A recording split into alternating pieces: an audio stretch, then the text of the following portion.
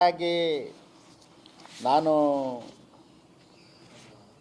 ಇನ್ನೊಂದು ಕಾಂಗ್ರೆಸ್ ನಾಯಕರಿಗೆ ಬಾಯಿ ಚಪ್ಪಲಾಗಿಬಿಟ್ಟದು.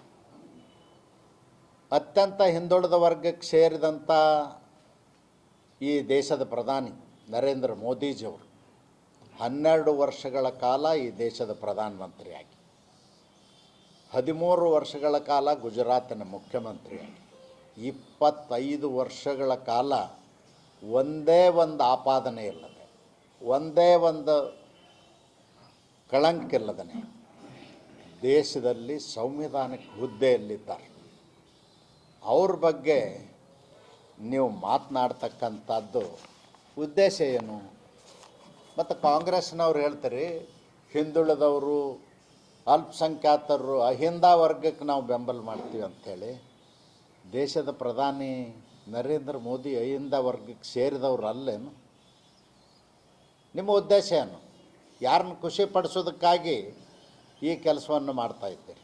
ಸೋನಿಯಾ ಗಾಂಧಿಯವ್ರನ್ನ ಖುಷಿಪಡಿಸ್ಲಿಕ್ಕೆ, ರಾಹುಲ್ ಗಾಂಧಿಯವ್ರನ್ನ ಖುಷಿಪಡಿಸ್ಲಿಕ್ಕೆ, ಪ್ರಿಯಾಂಕಾ ಗಾಂಧಿಯವ್ರನ್ನ ಖುಷಿಪಡಿಸ್ಲಿಕ್ಕೆ ಯಾತಕ್ಕಾಗಿ ಮಾಡ್ತಾಯಿದ್ದೀರಿ?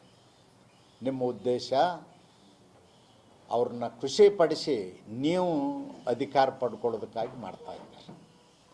ನಿಮಗೆ ಒಂದು ಮಾತನ್ನು ಹೇಳಲಿಕ್ಕೆ ಬಯಸ್ತೀನಿ, ಈ ಜನ್ಮದಲ್ಲಿ ರಾಹುಲ್ ಗಾಂಧಿನ ಪ್ರಧಾನಮಂತ್ರಿ ಮಾಡಲಿಕ್ಕೆ ನಿಮಗೆ ಯಾರಿಂದನೂ ಸಾಧ್ಯ ಇಲ್ಲ.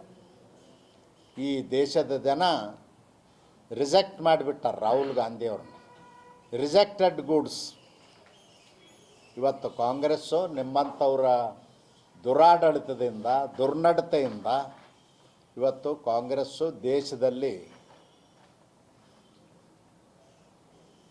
ಅಸ್ತಿತ್ವವನ್ನು ಕಳ್ಕೊಳ್ತಾ ಇದೆ. ಬನ್ನಿ,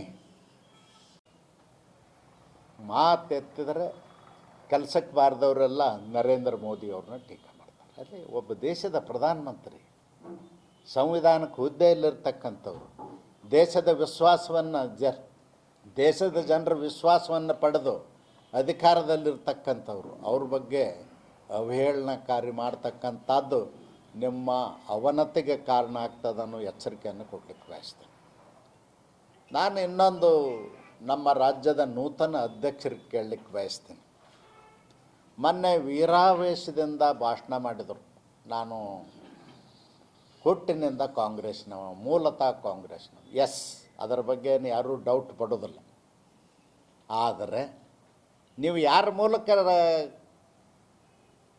ರಾಜಕೀಯ ಪಕ್ಷದಲ್ಲಿ ಜಾಯ್ನ್ ಆದ್ರಿ? ಯಾರ ಮೂಲಕ ನೀವು ರಾಜಕೀಯಕ್ಕೆ ಬಂದಿರಿ? ತುರ್ತು ಪರಿಸ್ಥಿತಿಯ ರೂವಾರಿ ಸಂಜಯ್ ಗಾಂಧಿ ಅವ್ರ ಮೂಲಕ ನೀವು ಕಾಂಗ್ರೆಸ್ನಲ್ಲಿ ಹುದ್ದೆಗಳನ್ನು ಪಡ್ಕೊಂಡಂಥವ್ರು, ಕಾಂಗ್ರೆಸ್ನಲ್ಲಿ ಸೇರಿ ಕೆಲಸ ಮಾಡಿದಂಥವ್ರು.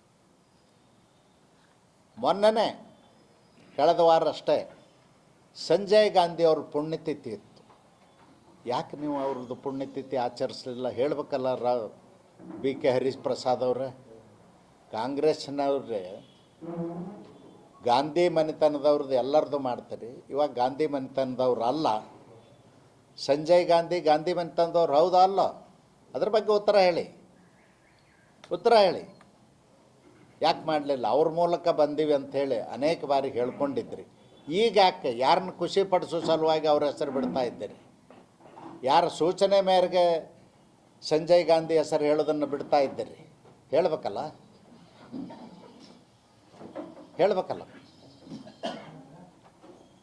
ನೋಡಿ, ದೇಶದಲ್ಲಿ ಯಾವುದೇ ಸಂವಿಧಾನಕ್ಕೆ ಹುದ್ದೆಯಲ್ಲಿ ಇರದಿದ್ದರೂ ಕೂಡ ಸಂಜಯ್ ಗಾಂಧಿಯವರು ತುರ್ತು ಪರಿಸ್ಥಿತಿಯ ರೂವಾರಿಗಳು. ಅವರ ತಾಯಿ ಅಧಿಕಾರವನ್ನು ದುರುಪಯೋಗ ಮಾಡಿಕೊಂಡು ಈ ದೇಶದಲ್ಲಿ ತುರ್ತು ಪರಿಸ್ಥಿತಿಯನ್ನು ಹೇರಿ ಜನರಿಗೆ ತೊಂದರೆ ಕೊಟ್ಟಂಥವ್ರು.